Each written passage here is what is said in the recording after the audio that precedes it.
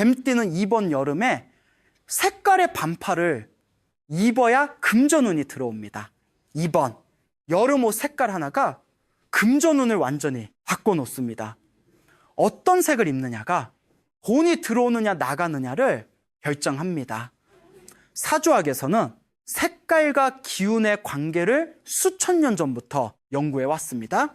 옷 색깔 하나가 몸에 흐르는 기운을 바꿉니다. 그 기운이 재물을 끌어당깁니다. 뱀띠는 12띠 중에서 가장 깊이 생각하고 가장 멀리 내다보는 띠입니다. 딱 맞는 색깔을 입으면 그 깊은 통찰력이 재물로 직접 연결되기 시작합니다. 어떤 색을 입어야 돈이 들어오는지 절대 입으면 안 되는 색은 무엇인지 오늘 전부 알려드리겠습니다. 꼭 끝까지 보세요. 음악 댓글에 뱀띠복 받아갑니다. 남겨주시는 모든 분께 이번 여름 돈복이 가득하게 진심으로 빌어드리겠습니다. 뱀띠 여러분, 남들보다 훨씬 멀리 보고 훨씬 깊이 생각하는데 정작 그 능력이 돈으로 연결되지 않고 머릿속에는 답이 있는데 현실에서는 제자리인 느낌. 음악, 이거 여러분 이야기입니다. 뱀띠는 원래 그렇습니다. 생각이 깊고 신중하다 보니 행동으로 옮기는데 시간이 걸립니다. 뱀이 먹이를 낚아채기 전에 오래 관찰하듯이 뱀띠는 충분히 살피고 나서야 움직입니다. 그 신중함이 때로는 기회를 놓치게 만듭니다. 재물도 똑같습니다. 기운이 안으로만 쌓이면 밖으로 나가서 돈을 불러오지 못합니다. 그런데 2016년 여름이 바로 그 쌓아둔 기운이 밖으로 퍼져나오는 시기입니다. 뱀띠의 깊은 통찰력이 과감한 실행력과 합쳐지면서 재물이 한꺼번에 쏟아지는 시기입니다. 단, 준비가 되어 있어야 합니다. 그 준비 중에 가장 간단하면서도 강력한 것이 바로 색깔입니다. 사주에서 색깔은 단순한 취향이 아닙니다. 나무, 불, 흙, 금, 물, 이 5 가지 오행의 기운을 눈에 보이는 형태로 표현한 것이 바로 색깔입니다. 내 띠에 맞는 색을 입으면 기운이 강화되고 맞지 않는 색을 입으면 기운이 흩어집니다. 오늘 제가 크게 3가지를 말씀드릴 겁니다. 첫째, 뱀띠의 사주 기운이 왜 여름에 특별한지. 둘째, 이번 여름 반드시 입어야 할 금전운 상승 색깔. 셋째, 절대 입으면 안 되는 색과 그 이유. 3가지만 알면 이번 여름 옷장이 완전히 달라집니다. 먼저 뱀띠가 왜 이번 여름에 특별히 신경을 써야 하는지 말씀드리겠습니다. 뱀띠는 사주에서 불의 기운을 타고난 띠입니다. 그런데 말띠와는 다릅니다. 말띠가 활활 타오르며 사방으로 뻗어나가는 불꽃이라면 뱀띠는 은은하게 타오르며 오래 지속되는 불씨입니다. 겉으로는 조용하지만 안에는 뜨거운 에너지가 가득 차 있습니다. 뱀띠분들이 겉으로는 차분해 보여도 속으로는 엄청난 열정과 통찰력을 품고 있는 것은 전부 이 은은한 불의 기운 덕분입니다. 그런데 여기서 중요한 것이 있습니다. 2016년 병원년은 불의 해입니다. 태양처럼 강렬한 불, 에너지가 가득한 해입니다. 여름은 원래도 불의 기운이 가장 강한 계절입니다. 6월에서 8월은 불의 에너지가 정점에 달하는 때입니다. 뱀띠의 불에 2026년 여름에 강한 불기운이 더해지면 어떻게 됩니까? 불이 불을 만나면 더 크게 타오릅니다. 같은 불기운끼리 만나 시너지가 생깁니다. 뱀띠에게 2016년 여름은 안에서 은은하게 타오르던 불씨가 활활 타오르는 불꽃으로 바뀌는 시기입니다.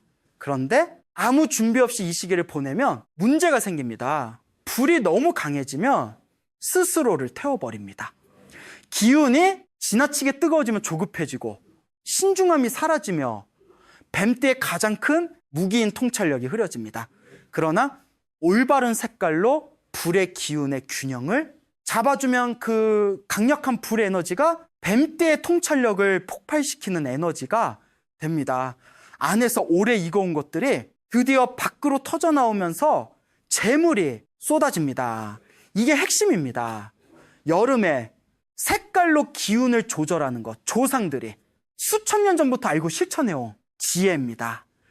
옛 부잣집 어른들이 철마다 옷을 바꿔 입은 게 단순히 계절 따라 입은 게 아닙니다. 기운을 맞춰 입은 겁니다.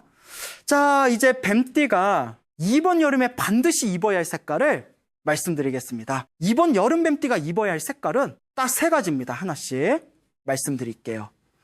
첫 번째는 황토색, 노란색, 베이지 계열입니다. 흙의 색깔입니다. 사주에서 부른 흙을 놨습니다. 불이 타고 나면 재가 되고 그것이 흙이 됩니다. 뱀띠의 불기운이 흙의 기운을 만들어낸다는 원리입니다. 황토색 옷을 입으면 그 흐름이 더욱 활발해집니다. 뱀띠가 불태운 열정과 노력이 재물로 쌓이는 속도가 빨라집니다. 안에서 음악, 오래 익혀온 것들, 오랫동안 준비해 온 것들이 드디어 눈에 보이는 재물로 바뀌기 시작합니다. 흙은 재물을 담는 그릇입니다. 황토색이 뱀띠의 재물을 담는 그릇을 만들어줍니다. 황토색, 노란색, 베이지 계열, 이번 여름 뱀띠 옷장 1순위입니다. 두 번째는 빨간색, 주홍색 계열, 뱀띠의 본래 기운과 같은 색입니다. 같은 기운끼리 만나면 힘이 2배가 됩니다. 2016년도 대기 기운이 강한 계절에 빨간색까지 더해지면 뱀띠의 내면에 쌓아온 에너지가 한꺼번에 폭발합니다. 오래 참아온 거, 오래 기다려온 거, 드디어 행동으로 옮길 수 있는 기운이 생깁니다. 뱀띠는 원래 때를 기다리는 띠입니다. 빨간색이 그 기다림의 마침표를 찍어주고 행동으로 밀어주는 역할을 합니다. 중요한 결정을 내려야 하는 날, 새로운 일을 시작하는 날, 빨간색 계열을 입고 나서세요. 그날이 달라집니다. 빨간색, 주홍색 계열, 뱀띠의 잠재력을 터트리는 색입니다. 세 번째는 흰색, 아이보리 계열입니다. 금의 색깔입니다. 사주에서 부른 금을 녹입니다. 그런데 여기서 중요한 원리가 있습니다. 음악금을 녹인다고 나쁜 것이 아닙니다. 금을 녹여야 원하는 형태로 주조할 수 있습니다. 뱀띠의 불기운이 금의 기운을 만나 녹이고 다듬으면 가장 가치 있는 형태의 재물로 완성됩니다. 흰색 옷을 입으면 뱀띠의 깊은 통찰력이 금을 다루는 정밀함으로 발휘됩니다. 재물을 모으는 것에서 그치지 않고 그 재물을 가장 가치 있게 만드는 능력이 생깁니다. 불을 쌓든 사업을 하든 협상을 하든 흰색이 뱀띠의 예리함을 극대화시켜줍니다. 깔끔하고 단정한 흰색 반팔 하나, 이번 여름 뱀띠 필수 아이템입니다. 정리하면 이렇습니다. 황토색, 노란색 계열을 입으면 열정이 재물로 쌓이는 속도가 빨라집니다. 빨간색, 주홍색 계열을 입으면 뱀띠의 잠재력이 터져 나옵니다. 흰색, 아이보리 계열을 입으면 통찰력이 재물을 다루는 정밀함으로 발휘됩니다.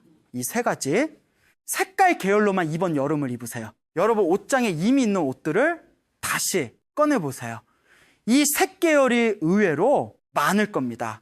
모르고 매일 입고 있으면 재물운이 조용히 새어나가고 있는 첫 번째로 조심해야 할 색은 검은색 음악, 네이비 계열입니다. 물의 색깔입니다. 사주에서 물은 불을 이깁니다. 뱀띠에 불기운이 물의 기운을 만나면 안에서 은은하게 타오르던 불씨가 꺼지게 시작합니다. 불씨가 꺼지면 어떻게 됩니까? 뱀띠의 가장 큰 무기인 통찰력과 열정이 사라집니다. 멀리 내다보는 눈이 흐려지고 오래 쌓아온 것들을 실행으로 옮기는 힘이 약해집니다. 특히 중요한 결정을 내려야 하는 날 검은색을 입으면 뱀띠 특유의 예리함이 사라지고 판단이 흐릿해집니다. 검은색이 나쁜 색이 아닙니다. 단 뱀띠에게 이 계절만큼은 맞지 않는 색입니다. 중요한 날만이라도 반드시 피하세요. 두 번째로 조심해야 할 색은 초록색, 청록색 계열입니다. 나무의 색깔입니다. 사주에서 나무는 불을 태워버립니다. 나무가 불에 하면 불이 강해지는 것 같지만 결국 나무가 다 타고 나면 불도 꺼집니다. 초록색 옷을 입으면 뱀띠의 불기운이 빠르게 소진됩니다. 기운이 소진되면 몸이 쉽게 지치고 판단이 급해지며 신중함을 잃습니다. 뱀띠가 가장 조심해야 할 것이 바로 신중함을 잃는 것입니다. 신중함이 사라진 뱀띠는 오히려 손해보는 결정을 빠르게 내리는 경우가 생깁니다. 밝고 선명한 초록은 특히 조심하세요. 두 가지만 기억하시면 됩니다. 검은색 네이비 계열은 2번 여름 중요한 날에는 반드시 피하세요. 초록색, 청록색 계열은 이번 여름 가급적 피하세요. 대신 황토색, 빨간색, 흰색으로 채우시면 됩니다. 이것만 바꿔도 여름 기운이 달라집니다. 자, 오늘 말씀드린 내용을 한 번 더 정리해 드리겠습니다. 2016년 여름 6월에서 8월, 이 시기는 뱀띠에게 안에서 쌓아온 것들이 밖으로 터져나오는 분기점입니다. 색으로 기운의 균형을 잡으면 그 깊은 통찰력이 드디어 재물로 연결됩니다. 반드시 입어야 할 색입니다. 황토색, 노란색 계열, 열정이 재물로 쌓이는 속도가 빨라집니다. 빨간색, 주홍색 계열, 뱀띠의 잠재력이 터져나옵니다. 흰색, 아이보리 계열, 통찰력이 재물을 다루는 정밀함으로 발휘됩니다. 조심해야 할 색 두 가지입니다. 검은색, 네이비 계열, 뱀띠의 불씨가 꺼지고 통찰력이 흐려집니다. 초록색, 청록색 계열, 기운이 빠르게 소진되고 신중함을 잃습니다. 오늘 당장 옷장을 한번 열어보세요. 황토색, 빨간색, 흰색 반팔이 있으면 그걸 맨 앞에 꺼내주세요. 이것만 해도 여름 기운이 달라집니다. 그리고 아까 말씀드린 호환서 팔찌, 뱀띠의 불이 흙이 되고 금이 되는 흐름을 손목에서 직접 만들어주는 돌입니다. 옷 색깔로 밖을 잡고 몸에서는 호환석으로 그 흐름을 완성하세요. 뱀띠 여러분, 올해 여름은 그냥 보내지 마세요. 여러분이 오래 쌓아온 그 깊은 것들 이번 여름에 제대로 기운을 잡으면 하반기 한꺼번에 터집니다. 이 여름이 바뀌면 하반기가 바뀌고 하반기가 바뀌면 2016년 전체가 바뀝니다. 준비된 분에게만 기회가 옵니다. 여러분은 오늘 이미 준비를 시작하셨습니다. 댓글에 뱀띠복 받아갑니다. 남겨주세요. 남겨주신 모든 분 한 분 한 분 이번 여름 재물운이 가득하시길 진심으로 빌어드리겠습니다. 주변에 뱀띠 가족분, 친구분이 계시면 이 영상 꼭 공유해 주세요. 소중한 분께 드리는 여름 선물이 될 겁니다. 2016년 여름 뱀띠 여러분 모두 대박 나세요. 감사합니다. 방금 전까지는 또 다른 이야기였습니다. 그리고 지금부터는 완전히 새로운 주제로 넘어가 보겠습니다. 오늘 저는 여러분께 매우 불편한 진실 하나를 먼저 말씀드려야 할 것 같습니다. 여러분은 지금까지 정성껏 제사상을 차려왔습니다. 새벽부터 일어나 손수 음식을 준비하고 깨끗한 옷으로 갈아입고 두 손 모아 저를 올렸습니다. 그 마음만큼은 누구보다 진실했을 것입니다. 그런데도 왜 집안의 재물은 좀처럼 늘지 않고 자녀들의 앞길은 자꾸만 막히며 이유를 알 수 없는 불운이 가문에서 떠나지 않는 것일까요? 저는 오랜 세월 동안 성철 스님의 가르침을 묵상하며 이 질문 앞에 멈춰섰습니다. 그리고 마침내 하나의 답에 이르렀습니다. 문제는 정성이 부족한 것이 아니었습니다. 문제는 그 정성이 잘못된 방향으로 흐르고 있었다는 것입니다.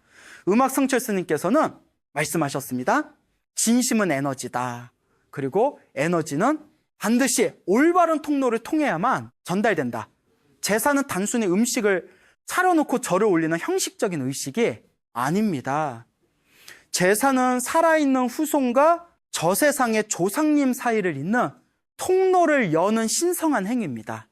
그 통로가 맑고 깨끗할 때 조상님의 가피와 자비가 온전히 후손에게 전달됩니다. 가문의 복이 깃들고 재물의 흐름이 열리며 자녀들의 길이 환해집니다. 그런데 만약 그 통로가 막혀 있다면 어떻게 될까요? 아무리 진심 어린 절을 올려도 아무리 값비싼 음식을 가득 차려도 그 정성은 조상님께 닿지 못합니다. 오히려 잘못된 기운이 역류하여 가문의 운을 반대 방향으로 끌어당기게 됩니다. 저는 이것을 에너지 역류라고 부릅니다. 그리고 그 역류의 가장 큰 원인 중 하나가 바로 제사상 위에 올려진 금기 음식입니다. 믿기 어려우실 수도 있습니다. 음식 몇 가지가 뭐 그리 대단한 일이냐고 생각하실 수도 있습니다. 하지만 저는 오늘 이 자리에서 여러분께 묻고 싶습니다. 당신의 집안에 설명할 수 없는 재물의 손실이 반복되고지는 않습니까? 자녀가 열심히 노력하는데도 번번이 좋은 기회를 놓치고 있지 않습니까? 가족 중 누군가의 건강이 이유 없이 자꾸만 흔들리고 있지 않습니까? 만약 이 중 하나라도 해당된다면 지금 당장 지난 제사상을 떠올려 보십시오. 성철 스님께서는 항상 강조하셨습니다. 무지는 악귀보다 무섭다. 모르고 짓는, 허물이 알고 짓는 죄보다 더 깊이 가문의 뿌리를 내린다. 우리는 몰랐기 때문에 잘못을 저질러 왔습니다. 대대로 전해 내려온 잘못된 관습을 아무 의심 없이 따라왔습니다. 하지만 오늘 이 영상을 보고 계신 여러분은 이제 다릅니다. 오늘 이 자리에서 그 진실을 마주하셨기 때문입니다. 오늘 저는 여러분께 제사상에 절대 올려서는 안 되는 세 가지 금기 음식을 알려드릴 것입니다. 이 세 가지는 단순한 미신이 아닙니다. 음양오행의 원리와 성철 스님의 가르침, 그리고 수백 년 동안 수많은 가문이 직접 경험으로 증명해온 에너지의 법칙입니다. 이 음식들을 오늘 당장 제사상에서 치우십시오. 그 순간부터 막혀있던 조상님과의 기의 통로가 다시 열리기 시작할 것입니다. 지금 이 영상을 보고 계신 여러분의 가문의 음악 반드시 변화가 찾아올 것입니다. 제가 올해 전에 만났던 한 가정의 이야기를 먼저 들려드리겠습니다. 경상도의 작은 도시에 살던 그 집안은 겉으로 보기에는 아무런 문제가 없어 보였습니다. 아버지는 성실한 사람이었고 어머니는 새벽마다 일어나 가족을 위해 정성껏 밥을 지었습니다. 자녀들도 모두 학업에 열심히요. 이웃들 사이에서도 평판이 좋은 집이었습니다. 그런데 이상한 일이 반복되었습니다. 아버지가 시작하는 사업마다 처음에는 잘 되는 것 같다가 결정적인 순간에 반드시 무너졌습니다. 큰아들은 좋은 회사에 취직했다가 얼마 지나지 않아 사직을 해야 하는 상황이 생겼고, 딸은 결혼을 앞두고 2번이나 파혼을 겪었습니다. 가족 중 누군가는 항상 아팠고 병원에서는 별다른 이유를 찾지 못했습니다. 돈은 벌리는 것 같은데 어디론가 새어나갔고 통장 잔고는 늘 제자리였습니다. 그 집안의 어머니는 저를 찾아와 눈물을 흘리며 말했습니다. 스님, 저희 집안이 뭔가 잘못된 것 같습니다. 남들보다 덜 노력하는 것도 아닌데 왜 우리 가족만 이렇게 힘든 건지 모르겠습니다. 혹시 우리가 조상님께 잘못을 저지른 건 아닐까요? 저는 그 말을 듣는 순간 가슴 한켠이 무거워졌습니다. 왜냐하면 그 어머니의 눈빛 속에서 오랜 세월 동안 혼자 짊어져온 죄책감과 두려움이 느껴졌기 때문입니다. 그분은 자신이 무언가 잘못했다는 것은 알았지만 그것이 무엇인지 알지 못해 더 괴로워하고 있었습니다. 저는 조용히 물었습니다. 제사를 어떻게 지내고 계십니까? 제사상에는 어떤 음식을 올리고 있습니까? 어머니는 자세히 이야기해 주었습니다. 복숭아는 여름 제사마다 빠지지 않았습니다. 조상님께서 과일을 좋아하셨다며 제철에 가장 싱싱한 복숭아를 꼭 올렸다고 했습니다. 전을 부칠 때는 항상 고춧가루가 들어간 양념을 사용했고 마늘도 넣었습니다. 그리고 바닷가와 가까운 고향의 풍습대로 장어를 제사상 중심에 올리는 것이 이 집안의 오랜 전통이었다고 했습니다. 저는 그 순간 모든 것이 이해되었습니다. 그분이 나쁜 마음을 먹은 것이 아닙니다. 불성실했던 것도 아닙니다. 오히려 그 반대였습니다. 그분은 너무나 정성스러웠기 때문에 조상님께서 좋아하실 것이라 생각되는 음식들을 빠짐없이 올렸던 것입니다. 하지만 바로 그 정성이 에너지의 법칙을 모르는 상태에서 행해졌기 때문에 수십 년 동안 가문의 기운을 조용히 역류시켜 왔던 것입니다. 성철 스님께서는 이런 말씀을 남기셨습니다. 모르는 것을 두려워하라. 알면서 짓는 허물은 참외로 씻을 수 있지만 모르고 쌓은 에너지에 어긋남은 세월이 흘러도 조용히 자리를 지킨다. 이 말씀이 바로 그 가정의 현실이었습니다. 오히려 사랑으로 차린 제사상이 수십 년에 걸쳐 가문의 기운을 흐트러뜨리고 있었던 것입니다. 저는 그 어머니께 말했습니다. 어머니, 지금까지의 일은 어머니의 잘못이 아닙니다. 몰랐기 때문입니다. 하지만 이제 알았으니 오늘부터 달라질 수 있습니다. 그날 이후 그 집안은 제사상에서 금기 음식 3가지를 치웠습니다. 그리고 반년이 지나지 않아 오랫동안 지지부진하던 아버지의 사업의 뜻밖의 거래처가 생겼습니다. 큰아들은 새로운 직장에서 인정을 받기 시작했고 가족들의 건강도 눈에 띄게 안정되었습니다. 어머니는 다시 저를 찾아와 이렇게 말씀하셨습니다. 스님, 집안의 공기가 달라진 것 같습니다. 무언가 오랫동안 막혀있던 것이 뚫린 느낌입니다. 저는 그 말을 듣고 조용히 고개를 끄덕였습니다. 그것이 바로 기의 통로가 열린 것입니다. 조상님이 비로소 그 정성을 온전히 받아들이고 그 가피를 내려주기 시작한 것입니다. 여러분의 집안은 어떻습니까? 혹시 지금 이 순간 그 어머니의 이야기에서 자신의 모습을 발견하고 계십니까? 그렇다면 오늘 이 영상은 여러분의 가문을 위해 준비된 것입니다. 지금부터 제가 전해드리는 3가지 금기 음식을 끝까지 들어 주십시오. 본격적으로 3가지 금기 음식을 말씀드리기 전에 먼저 한 가지를 여러분과 함께 생각해보고 싶습니다. 우리는 과연 제사가 무엇인지 제대로 알고 지내왔을까요? 많은 분들이 제사를 단순히 조상님을 기억하는 날로 생각합니다. 음식을 차리고 절을 올리고 가족이 함께 모여 식사를 하는 거, 그것이 전부라고 여기는 분들도 적지 않습니다. 하지만 성철스님께서는 제사의 본질에 대해 전혀 다른 시각으로 말씀하셨습니다. 산자와 죽은 자 사이에 놓인 다리다. 그 다리가 튼튼할 때 복이 흐르고 그 다리가 끊어질 때 가문이 기운다. 저는 이 말씀을 처음 들었을 때 한동안 그 깊이를 헤아리지 못했습니다. 그러나 세월이 흐르고 수많은 가정을 지켜보면서 스님의 말씀이 얼마나 정확한 진실인지를 몸으로 느끼게 되었습니다. 제사는 형식이 아닙니다. 제사는 에너지 의식입니다. 우리가 살아가는 이 세계는 눈에 보이는 것만으로 이루어져 있지 않습니다. 동양의 전통 철학, 음양오행의 원리에 따르면 이 우주는 끊임없이 흐르는 기로 가득 차 있습니다. 살아있는 사람도, 세상을 떠난 조상님도, 우리가 사는 집도, 심지어 제사상 위에 올려진 음식 하나하나도 모두 각자의 기운을 지니고 있습니다. 그리고 그 기운들이 서로 어떻게 만나고 섞이느냐에 따라 한 가정의 운명이 결정됩니다. 제사를 지내는 순간 우리는 이 세상과 저 세상 사이에 잠깐 통로를 여는 것입니다. 그 통로를 통해 후손의 정성과 사랑이 조상님께 전달되고 조상님의 가피와 축복이 후손에게 흘러내려옵니다. 이것이 바로 제사가 단순한 추모를 넘어서는 이유입니다. 올바르게 지낸 제사, 한 번이 가문의 3대 운명을 바꿀 수 있다고 말씀드리는 이유가 바로 여기에 있습니다. 그런데 이 통로는 아무 조건 없이 열리는 것이 아닙니다. 통로가 온전히 열리기 위해서는 2가지가 반드시 갖추어져야 합니다. 첫 번째는 진심입니다. 형식만 갖춘 제사, 귀찮음을 참으며 억지로 치르는 제사는 통로를 열지 못합니다.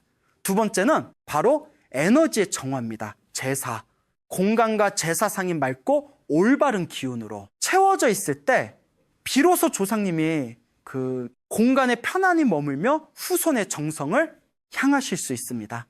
여기서 결정적으로 중요한 것이 바로 음식의 기운입니다. 우리가 제사상에 올리는 음식은 단순한 음식이 아닙니다. 그 음식 하나하나가 제사 공간의 에너지를 구성하는 요소가 됩니다. 맑은 기운을 지닌 음식은 통로를 넓히고 탁하거나 상충하는 기운을 지닌 음식은 통로를 막거나 심하면 역류를 일으킵니다. 마치 깨끗한 물이 흐르는 수로에 오염된 물질을 흘려보내면 그 수로 전체가 오염되는 것과 같은 이치입니다. 성철스님께서는 이 원리를 이렇게 설명하셨습니다. 조상님은 이미 육신의 욕망에서 벗어나 존재다. 그분들이 원하시는 것은 기름진 음식이 아니라 맑고 고요한 에너지다. 내가 진심으로 올리는 그릇에 물이 불성실하게 차린 산의 진미보다 훨씬 더 깊이 조상님께 닿는다. 저는 이 말씀을 들을 때마다 가슴이 뭉클해집니다. 우리는 지금까지 양으로 정성을 따졌지만 조상님이 진정으로 원하신 것은 질, 즉 에너지의 맑음이었던 것입니다. 그렇다면 어떤 음식이 그 맑은 통로를 오염시키는 것일까요? 어떤 음식이 조상님의 기운을 밀어내고 가문의 재물을 흔들며 후손의 앞길을 조용히 막아왔던 것일까요? 지금부터 그 세 가지를 하나씩 정확하게 알려드리겠습니다. 이 내용은 단순한 전통의 이야기가 아닙니다. 음양오행의 원리와 성철 스님의 가르침이 하나로 만나는 지점에서 나온 수백 년의 지혜가 담긴 진실입니다. 끝까지 함께 주십시오. 오늘 이 자리에서 듣는 것이 여러분 가문의 흐름을 바꾸는 시작이 될 것입니다. 첫 번째 금기 음식은 바로 복숭아입니다. 이 말을 들으시는 순간 적지 않은 분들이 고개를 갸우뚱하실 것입니다. 복숭아는 달콤하고 향기롭습니다. 여름이면 가장 먼저 눈에 띄는 제철 과일이고 오랫동안 많은 가정에서 제사상에 빠지지 않고 올려온 음식입니다. 조상님께서 살아계실 때 좋아하셨다면 더욱 정성스럽게 올렸을 것입니다. 그 마음만큼은 진심이었습니다. 하지만 바로 그 진심이 에너지의 원리를 모른 채 행해졌을 때 어떤 결과를 낳는지를 오늘 반드시 알아야 합니다. 우리 조상들은 오래전부터 복숭아를 매우 특별한 과일로 여겨왔습니다. 복숭아 나무는 악귀를 물리치는 강한 벽사의 기운을 지니고 있다고 전해집니다. 예로부터 집 앞에 복숭아 나무를 심으면 나쁜 기운이 집 안으로 들어오지 못한다고 했고, 복숭아 가지로 만든 부적은 귀신을 쫓는데 사용되었습니다. 민간에서는 복숭아를 먹으면 몸에 붙은 사악한 기운이 사라진다고 믿었고, 구판에서도 복숭아는 악령을 몰아내는 도구로 쓰였습니다. 여기서 잠깐 멈추고 생각해 보십시오. 복숭아는 악기와 나쁜 영혼을 쫓아내는 과일입니다. 그런데 제사는 무엇입니까? 제사는 저세상의 영혼, 즉 조상님을 이 공간으로 모셔오는 의식입니다. 이 두 가지를 함께 놓으면 무슨 일이 벌어질까요? 복숭아의 강한 벽사. 기운은 악기만을 선별해서 쫓아내지 않습니다. 그 기운은 저세상의 모든 영혼에게 작용합니다. 제사상 위에 복숭아가 올려지는 순간 그 공간은 영혼을 밀어내는 에너지로 가득 차게 됩니다.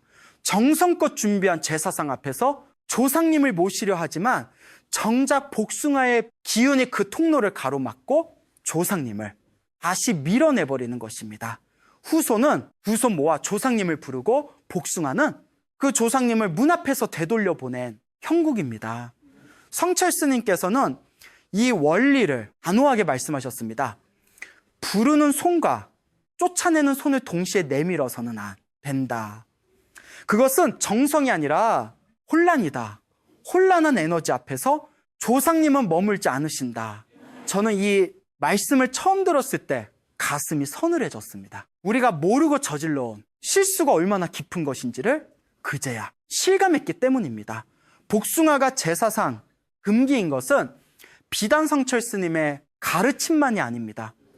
조선시대 예법서인 사례편람에도 복숭아는 제사지 않는다는 기록이 남아 있습니다. 수백 년 전 우리 선조들도 이미 이 원리를 알고 있었던 것입니다. 그 지혜가 언제부턴가 잊혀지고 단순히 맛있는 과일이라는 이유만으로 제사상에 올려지기 시작하면서 수많은 가정에 기운이 조용히 흔들려 왔습니다. 복숭아 대신 무엇을 올려야 할까요? 사과, 배, 감, 대추, 밤은 모두 좋은 기운을 지닌 과일입니다.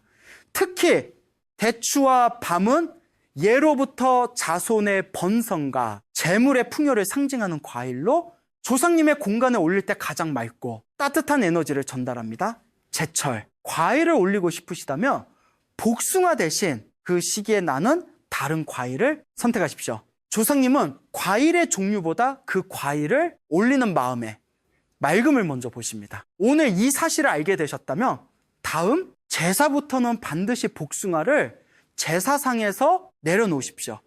그거 하나만으로도 조상님이 머무시는 공간의 에너지가 달라지기 시작합니다. 막혀있던 통로에 처음으로 바람이 통하기 시작하는 것입니다. 작은 변화처럼 보이지만 에너지의 세계에서는 이 작은 변화가 가문의 3대 운명을 바꾸는 시작점이 됩니다. 첫 번째, 금기를 마음에 깊이 새기셨습니까? 이제 두 번째와 세 번째로 넘어가겠습니다. 앞으로 나올 두 가지는 더욱 많은 가정에서 무심코 저질러 온 실수입니다. 모두 끝까지 함께 해주십시오. 두 번째 금기 음식은 고춧가루와 마늘이 들어간 음식입니다. 이 말씀을 드리면 많은 분들이 당황하십니다. 우리 한식에서 고춧가루와 마늘은 거의 모든 요리에 들어가는 기본 재료이기 때문입니다. 김치, 나물무침, 고기, 양념, 찌개, 전골, 밥상에서 이 두 가지를 빼면 남는 것이 별로 없을 정도입니다. 그래서 제사상에도 자연스럽게 올라가게 되었고, 많은 가정에서 평소 먹던 음식 그대로를 조상님께 드린다는 마음으로 정성껏 차려왔습니다. 하지만 바로 이 부분에서 우리는 오랫동안 중요한 원리 하나를 놓쳐왔습니다. 고춧가루와 마늘은 살아있는 사람의 몸을 위한 음식입니다. 이 두 가지는 강한 양기와 자극적인 에너지를 지니고 있습니다. 몸을 따뜻하게 하고 피를 순환시키며 외부의 나쁜 기운을 몸 밖으로 밀어내는 작용을 합니다. 살아있는 육신에게는 이보다 더 좋은 식재료가 없습니다. 그러나 제사 공간은 다릅니다. 제사를 지내는 그 순간만큼은 그 공간은 이 세상과 저 세상이 만나는 경계의 문입니다. 그 공간은 살아 있는 자를 위한 공간이 아니라 이미 육신을 벗어난 조상님의 영혼이 잠시 머무는 곳입니다. 자극적이고 강렬한 기운은 그 공간의 고요함을 깨트립니다. 고춧가루의 매운 기운과 마늘의 독한 향은 제사 공간에 형성되어야 할 정화된 에너지를 흐트러뜨립니다. 마치 고요한 호수 위에 돌을 던지는 것처럼 잠시 형성된 맑은 기운의 통로를 순식간에 흔들어 놓는 것입니다. 그 순간 조상님의 영혼은 그 공간에 편안히 머물지 못하게 됩니다. 후손이 정성껏 차린 음식을 흠양하려 하셔도 자극적인 기운이 가득한 공간에서는 그것이 불가능합니다. 조상님은 결국 후손의 정성을 온전히 받지 못한 채 돌아서시게 됩니다. 성철 스님께서는 이와 같이 말씀하셨습니다. 영혼은 고요함 속에서만 머문다. 소란스러운 에너지는 영혼을 쉬게 하지 않는다. 제사는 조상님을 위한 자리인가?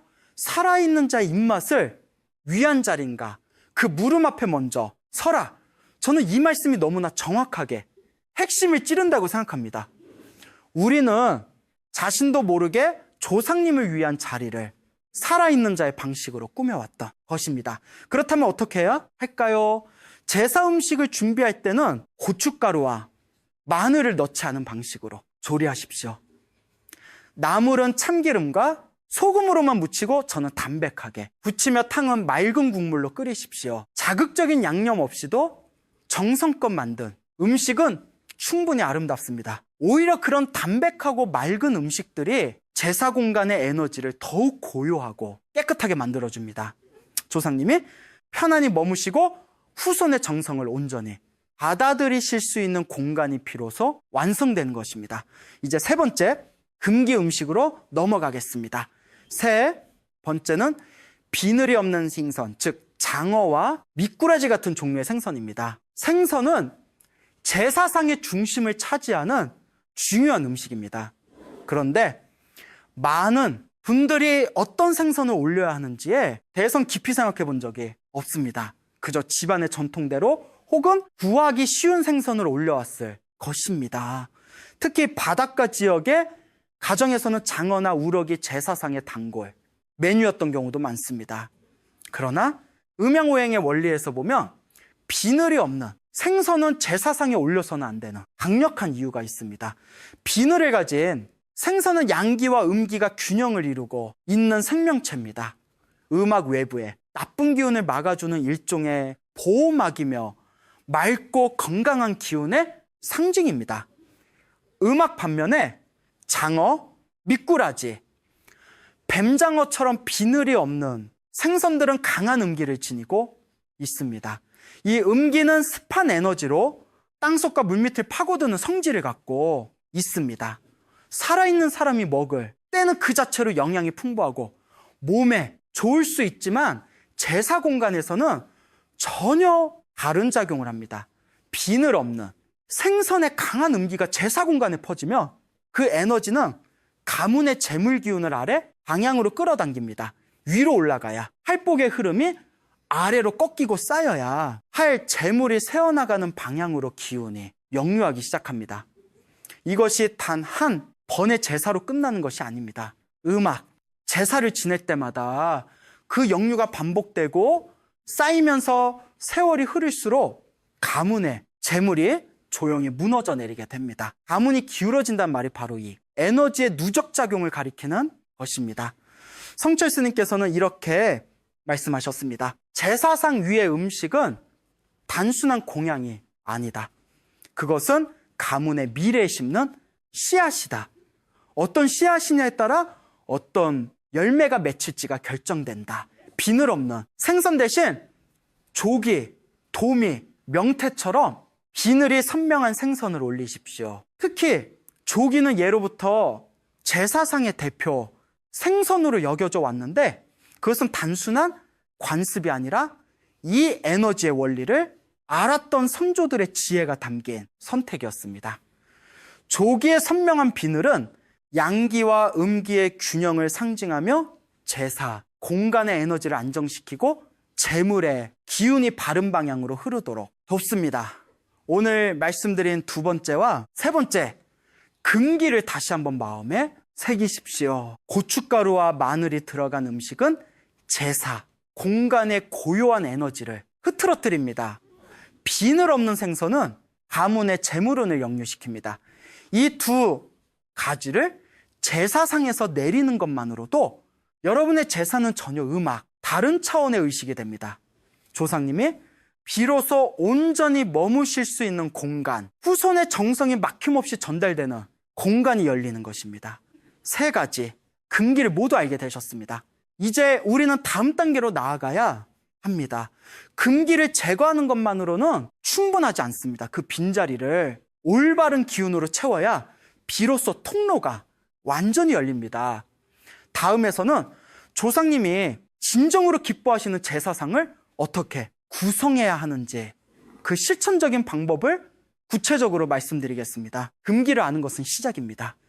그러나 진정한 변화는 그 빈자리를 어떻게 채우느냐에 달려 있습니다. 복숭아를 내렸다면 고춧가루와 마늘을 빼겠다고 결심했다면, 비늘 없는 생선을 제사상에서 치웠다면 이제 여러분은 중요한 전환점에 서 있는 것입니다.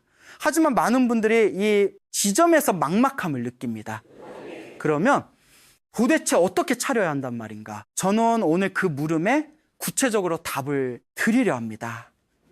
성철 스님의 가르침과 음양오행의 원리, 그리고 수백 년을 이어온 선조들의 지혜를 바탕으로 조상님이 진정으로 기뻐하시는 제사상을 만드는 세 가지 법칙을 말씀드리겠습니다. 첫 번째 법칙은 바로 흰쌀밥과 맑은 국물을 중심에 두는 것입니다. 흰쌀밥은 순수함과 정성의 상징입니다. 잡곡이나 다른 재료를 섞지 않은 순백의 쌀밥 한 그릇은 그 어떤 화려한 음식보다 맑고 강한 에너지를 지닙니다.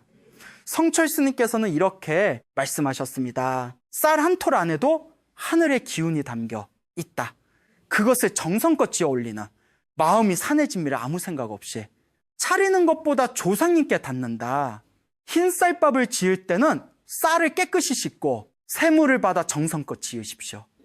그 과정 하나하나가 이미 기도입니다. 맑은 국물 역시 마찬가지입니다. 고춧가루와 자극적인 양념 없이 끓인 맑은 탕국은 제사 공간의 에너지를 정화하는 역할을 합니다. 맑은 물이 흐르는 곳에 맑은 기운이 모이듯 맑은 국물에 올려진 제사상에는 조상님이 편안히 머물 수 있는 고유한 에너지가 형성됩니다. 멸치나 다시마로 우려낸 담백한 국물에 두부를 넣어 끓이는 것으로 충분합니다. 화려함이 아니라 맑음이 핵심입니다. 두 번째 법칙은 제사 공간을 소금과 향으로 먼저 정화하는 것입니다. 제사를 시작하기 전 집안의 에너지를 먼저 정리해야 합니다. 아무리 좋은 음식을 차려도 공간 자체에 탁한 기운이 가득하다면 그 음식의 맑은 에너지가 제 힘을 발휘하지 못합니다.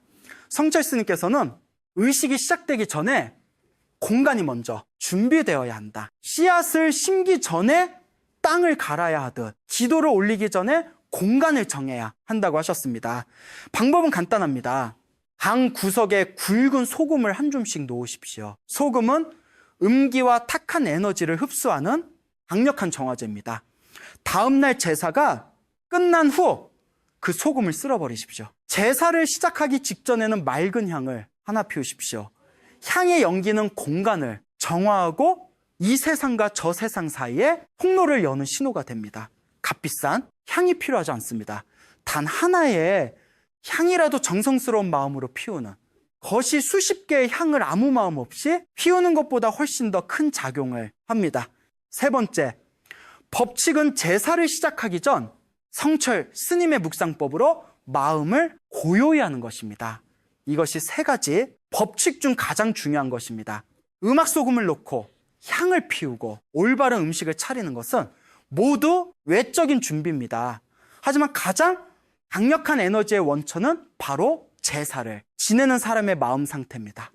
바쁜 일상에 쫓기며 서두르는 마음으로 혹은 가족들과의 갈등을 품은 채로 올리는 절은 아무리 형식을 갖추어도 그 에너지가 조상님께 온전히 전달되지 않습니다.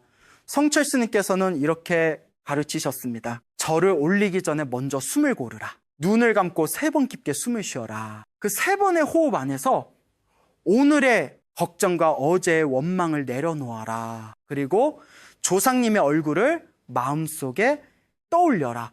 그것이 진짜 제사의 시작입니다.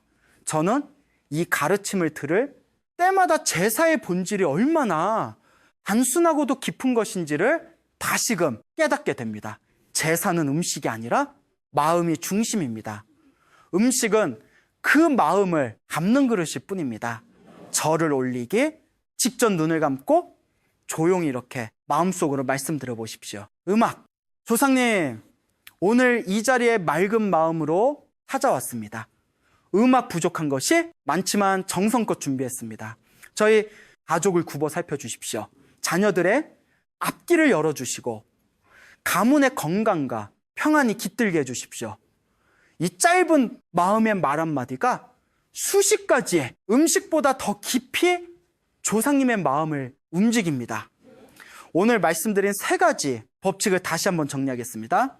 흰쌀밥과 맑은 국물을 중심에 두는 것, 소금과 향으로 공간을 먼저 정화하는 것, 그리고 조용히 마음을 고르고 진심으로 조상님을 부르는 것. 이 3가지는 복잡하지 않습니다. 돈이 많이 들지도 않습니다. 그러나 이 3가지가 갖추어진 제사상 앞에서는 조상님이 온전히 머무시고 후손의 정성을 깊이 받아들이시며 그 가피를 아낌없이 내려주십니다. 지금 이 순간 여러분의 손에는 가문의 흐름을 바꿀 수 있는 힘이 들려 있습니다. 오늘 알게 된 것을 다음 제사에서 반드시 실천해 보십시오. 작은 변화가 시작되는 순간 오랫동안 막혀있던 기의 통로가 다시 열리기 시작할 것입니다. 오늘 우리는 함께 긴 여정을 걸어왔습니다. 처음에 저는 여러분께 불편한 진실 하나를 말씀드리겠다고 했습니다. 정성껏 차린 제사상이 오히려 조상님을 밀어내고 있을 수 있다는 거, 그 말이 처음에는 낯설고 당혹스러우셨을 것입니다. 하지만 지금 이 순간 여러분의 마음속에는 무언가 단단한 것이 자리를 잡았을 것이라 믿습니다. 몰랐던 것을 알게 되었고 어긋나 있던 것을 바로잡을 수 있는 힘이 생겼습니다. 그것으로 충분합니다. 그것이 오늘 이 자리의 의미입니다. 성철 스님께서는 평생을 통해 한 가지 진리를 반복해서 가르치셨습니다. 모든 것은 마음에서 시작된다. 마음이 바뀌면 행동이 바뀌고, 행동이 바뀌면 에너지가 바뀌면 운명이 바뀐다. 오늘 여러분이 이 영상을 끝까지 보신 것 자체가 이미 마음이 바뀌기 시작한 증거입니다. 변화는 거창한 곳에서 시작되지 않습니다. 다음 제사에서 복숭아 하나를 내리는 거, 고춧가루 없이 나무를 묻히는 거, 조기 한 마리를 정성껏 올리는 거, 이 작고 조용한 선택들이 모여서 가문의 기운을 바꾸고 3대의 운명을 새롭게 쓰기 시작합니다. 저는 오늘 이 자리에서 여러분께 한 가지를 분명히 말씀드리고 싶습니다. 지금까지 잘못된 방식으로 제사를 지내왔다 하더라도 그것은 여러분의 잘못이 아닙니다. 몰랐기 때문입니다. 제대로 전해 내려온 방식을 그대로 따랐을 뿐이고, 그 안에는 조상님을 향한 진심 어린 사랑이 담겨 있었습니다. 조상님도 그 마음을 모르지 않으십니다.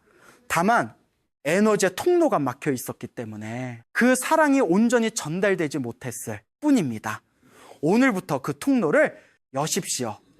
그리고 그 사랑을 이제는 제대로 된 방식으로 전달해 드리십시오. 성철 스님께서는 생전에 이런 말씀을 자주 하셨습니다. 조상님은 멀리 계시지 않다. 여러분이 진심으로 부르면 조상님은 언제나 그 자리에 계신다. 음악 문제는 우리가 부르는 방식이 잘못되었을 뿐이다. 저는 이 말씀 앞에서 늘 가슴이 뭉클해집니다. 우리는 항상 조상님의 가피를 받고 싶어 했습니다. 그 바람 자체는 틀리지 않았습니다. 다만 그분들께 닿는 방법을 몰랐을 뿐입니다. 음악, 오늘 그 방법을 알게 되셨으니 이제는 다릅니다. 오늘 이 음악 영상이 여러분의 삶에 작은 씨앗 하나를 심었기를 바랍니다. 당장 눈에 보이는 변화가 없더라도 조급해하지 마십시오. 씨앗은 땅속에서 조용히 뿌리를 내립니다. 보이지 않는 곳에서 자라나는 뿌리가 단단해질수록 언젠가 반드시 풍성한 열매가 맺힙니다. 오늘 제사상에서 금기, 음식 3가지를 치우는 것이 그 뿌리의 시작입니다.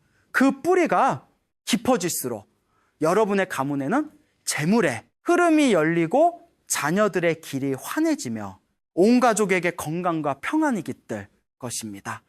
이제 저는 오늘 이 자리를 함께 해주신 모든 분들을 위해 성철, 스님의 가르침으로 축원을 올리겠습니다. 잠시 하시던 일을 멈추시고 두 손을 가지런히 모아 주십시오. 오늘 이 자리에 함께 하신 모든 분들의 가정에 맑은 기운이 가득하기를 바랍니다. 오랫동안 막혀 있던 재물의 통로가 활짝 열려 기다리던 복이 물 흐르듯 자연스럽게 들어오기를 바랍니다. 열심히 노력하는 자녀들의 앞길에 조상님의 따뜻한 앞이가 함께하여 어떤 어려움 앞에서도 굳건히 설 수 있는 힘이 생기기를 바랍니다. 오랫동안 쌓여온 빚과 근심이 서서히 거쳐가고 그 자리에 감사와 여유가 들어오기를 바랍니다. 몸이 아프신 분들은 하루하루 건강이 회복되고, 마음이 지쳐있는 분들은 오늘 밤 깊은 평안을 얻으시기를 바랍니다. 홀로 이 모든 짐을 짊어지고 살아온 분들께, 그리고 그 조상님의 기운이 오늘부터 여러분의 삶 속으로 온전히 흘러 들어가기를 간절히 바랍니다. 성불하십시오. 마지막으로 한 말씀 더 드리겠습니다.